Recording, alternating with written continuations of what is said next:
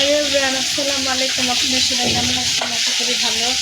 আমি আল্লাহর রহমতে খুবই ভালো আছি। তো আজকে আম্মু রান্না করবে ফুলকপি দিয়ে পুঁটি মাছ।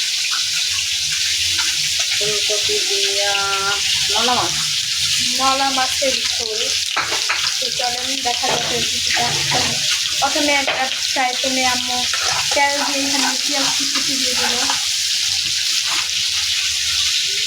এখন এটাকে ভাজা ভাজা করে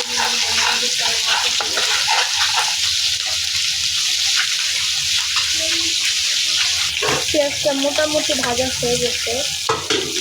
এখন এটা দিচ্ছে মশলা দিবে না, একটু পরে মশলা দিবে। এখন দিয়ে দিবে পানি। এই যে পানি দেওয়ার পর এখন এটা দিচ্ছে লবণ দিয়ে দেবে, লবণ, হলুদের গুঁড়া দিবে, দাঁড়ান হলুদের গুঁড়া,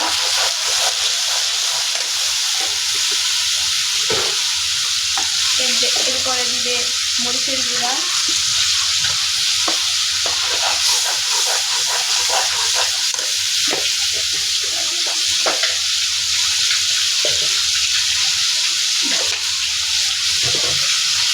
দিয়ে দিবে মরিচ ছিঁড়ে রাখা মাছগুলো, এরপর দিবে আদা রসুন বাটা, আদা রসুন বাটা। এখন এটাকে ভালোভাবে কষিয়ে নিতে হবে।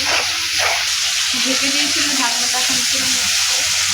যে মশলাটা কষানো হয়ে গেছে,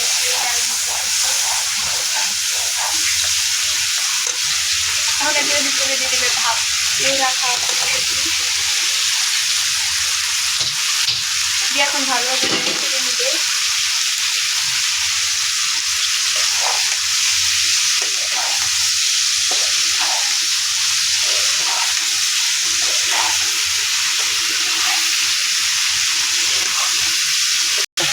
এখন পানির এখন এই যে আম্মু ঢাকনাটা সবাই নাড়াচাড়ার জন্য পানি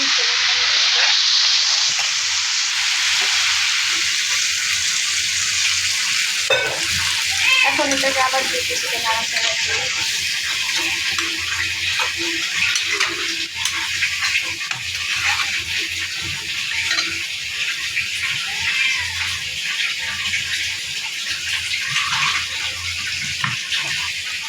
এখানে যে মাছটা মানে মাছটা সেটা ভাত ভেজে রেখেছে, ভাজাগুলো দিচ্ছি এখানে।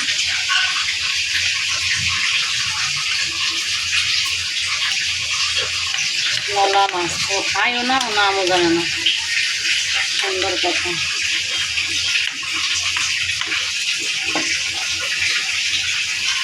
এটাকে ঢেকে দিতে এটা ঝুলতে মানে এটা বেশি না হয়ে যাবে, ঢাকনাটা খুলে ওটাকে ঝুলে করে দিলে এটা কমপ্লিট হয়ে যাবে।